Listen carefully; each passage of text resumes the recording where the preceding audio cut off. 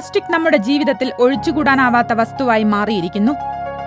Plastic ഇല്ലാതെ എങ്ങനെ ജീവിക്കുമെന്നത് പോലും നമുക്ക് ഓർക്കാൻ പോലും ആകാത്ത സ്ഥിതിയിലെത്തിയിരിക്കുന്നു.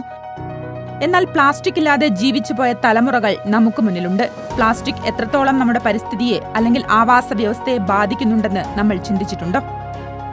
ഭൂമിയുടെ പാരിസ്ഥിതികാവസ്ഥയെ ക്യാൻസർ പോലെ കാർന്നു തിന്നുന്ന ഒന്നാണ് പ്ലാസ്റ്റിക് ഉപയോഗം.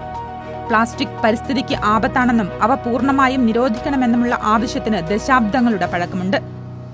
എന്നിട്ടും മിഠായി കവർ മുതൽ കളിപ്പാട്ടങ്ങൾ വരെ വീടുകളിലെത്തുന്ന പ്ലാസ്റ്റിക്കുകൾക്ക് യാതൊരു നിയന്ത്രണവുമില്ല.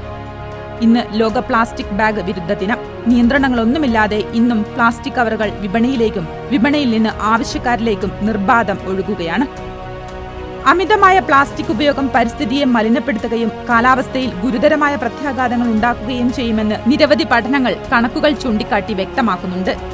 ഇന്ന് ലോകം നേരിടുന്നത് ഭയപ്പെടുത്തുന്ന കാലാവസ്ഥാ മാറ്റമാണ്. പ്രത്യക്ഷമായ ആ മാറ്റം ലോകരാജ്യങ്ങളെ പോലും ആശങ്കയിലാക്കുന്നു. ചൂടിന്റെ കാഠിന്യത്താൽ അമേരിക്കയിലെ വാഷിംഗ്ടണിൽ ഒരു സ്കൂളിൽ സ്ഥാപിച്ചിട്ടുള്ള എബ്രഹാം ലിങ്കന്റെ മെഴുകുപ്രതിമ ഉരുകിയൊലിച്ച് തല വേർപെട്ടത് അത്ഭുതത്തോടെയാണ് ലോകം കണ്ടത്.